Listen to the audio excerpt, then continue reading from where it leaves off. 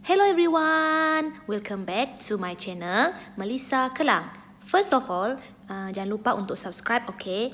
So, untuk kali ni saya tidak makan ataupun membuat sebarang review makanan, tapi kali ni saya akan share dengan korang apakah cara-cara kita untuk bergaya ala-ala Korean look yang simple tapi tetap menarik untuk dilihat.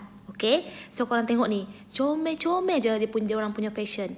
Tetapi tak susah pun nak ikut. Tak semestinya kita akan ubah suai ikut cara saya sendiri. Mungkin anda boleh dapat idea dan boleh gabungkan menjadi sweet look.